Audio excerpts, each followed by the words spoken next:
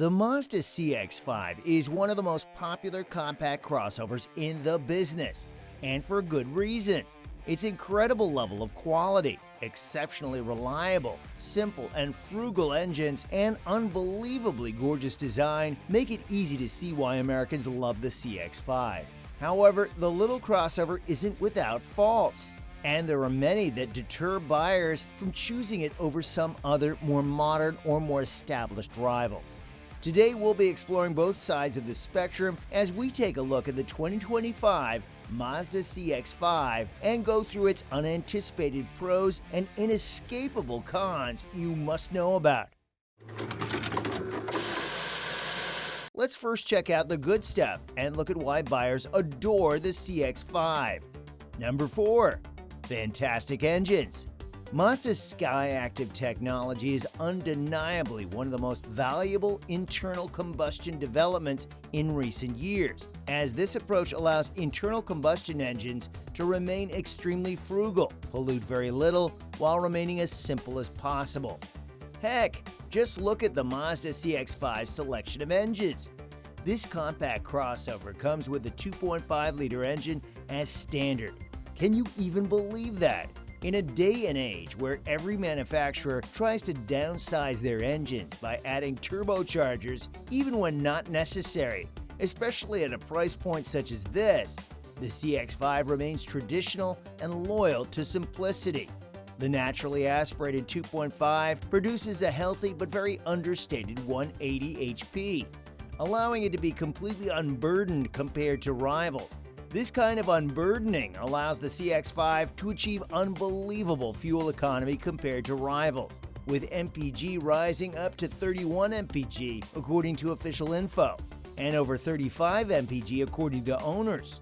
Just as a parallel to this, the Ford Escape, outfitted with a 1.5-liter turbocharged 3-cylinder, returns around 34 MPG, which is a little bit more according to official statistics. But you have to remember that this engine is practically half the CX-5's size, and it has a far more complex design.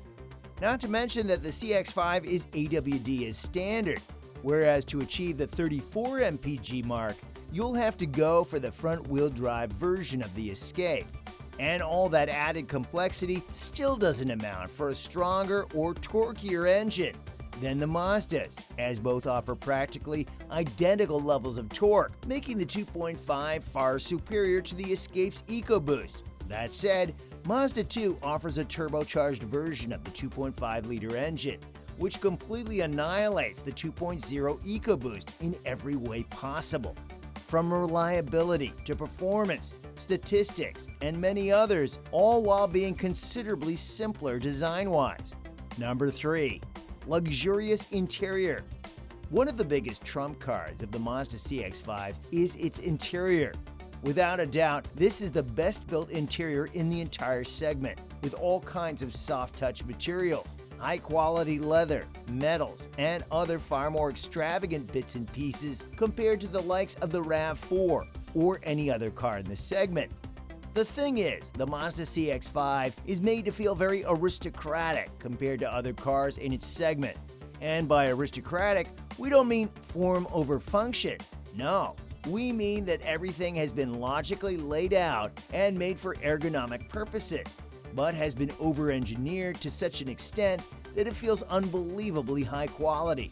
Heck, the best example for this is the infotainment system of the Mazda CX-5, which is a swivel-based system, a rare sight these days. It just allows such an elegant and effortless operation compared to a regular touchscreen. And while it takes some time to adjust to, it's irreplicable once you get used to it. Honestly, the CX-5 really puts to shame many other premium vehicles, especially the likes of the Mercedes GLC. But it also shows the likes of the freshly redesigned Audi Q5 and BMW X3 how an interior should both be designed and built. Number 2. Gorgeous exterior design. Again, the entire car industry should take away something from Mazda, especially when it comes down to how to design a vehicle. The CX-5 is undeniably one of the most elegant, understated, yet best-looking vehicles in the entire segment. Be honest with us. Can you even believe that the CX-5 is 9 years old this year? And since it was released, it didn't go through any really major redesigns. Yeah, we can't believe it too. Mazda really made something timeless with it. Just take a look at the rear end and how incredibly simple it is, yet how incredibly bold its design is. It just looks far more substantial compared to anything in its class, and that makes it look far more bougie and considerably more serious than the competition. In addition to that, the side profile remains as uncomplicated as the back, while somehow making the vehicle look far more athletic than what its class would suggest. It really reminds us of the first generation Audi Q5 from the side, in a sense that it utilizes understatement to its advantage. However, the front is the part that we just can't get enough of. It is truly the pièce de résistance of the Mazda CX-5. And in our opinion, this design language is what allows Mazda to prevail over its other more common rivals that keep getting more ridiculous design-wise.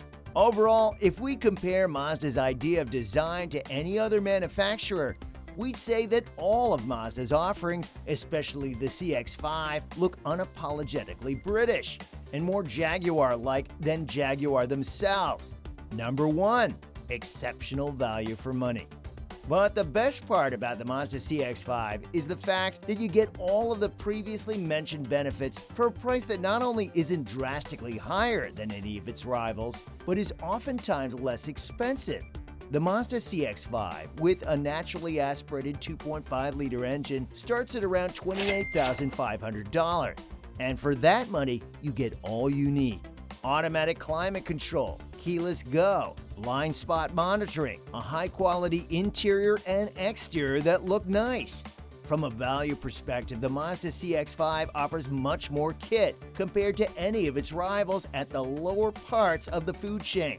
Plus, the price of the CX-5 remains very approachable no matter what.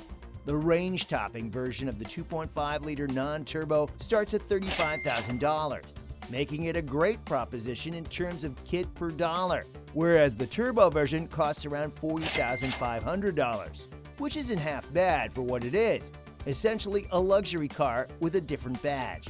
But all is not perfect, and the CX-5 has some compromises that make it quite a hard choice for some buyers. So, let's go through them. Number 3. Harsher than expected ride. One of the biggest complaints about the Mazda CX-5 is mostly focused on the way the vehicle rides.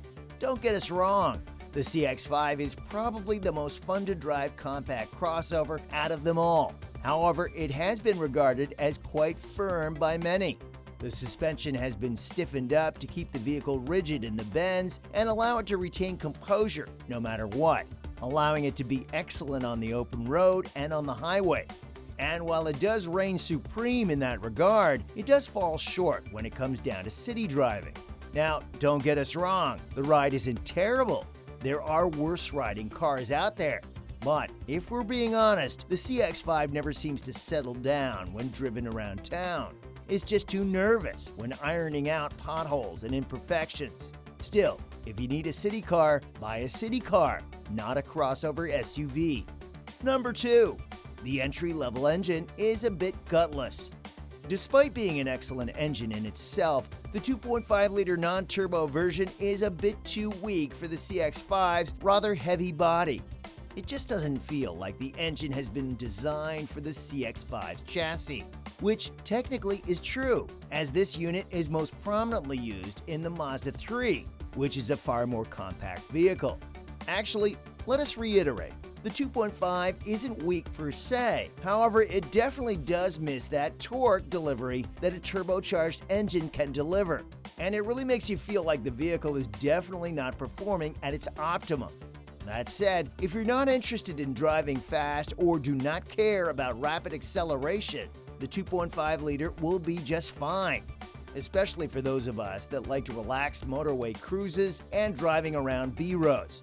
However, there is one problem that is unavoidable, which brings us to the final point of today's video. Number 1. The CX-5 is ancient. We've already mentioned it, but we really need to talk about it now. The CX-5 is old, really old, It's been 9 years since it hit the market back in 2016, and since then, it has been only redesigned once. And that redesign was really nothing to write home about. Honestly, just by looking at it, you'll see that the CX-5 doesn't fit in with the rest of Mazda's lineup, and is evidently older than all of its siblings. That isn't bad. We'd argue that the CX-5 is by far the prettiest of them all. However, it still doesn't help the fact that it stands out like a sore thumb, especially compared to the CX-50. In fact, the CX-50 is probably the biggest problem the CX-5 has in front of it, as the 50 has been designed as a de facto replacement of the CX-5. It's larger, more spacious, far more modern, and is generally a far more practical vehicle, all while being marginally more expensive. So, why should you buy the CX-5?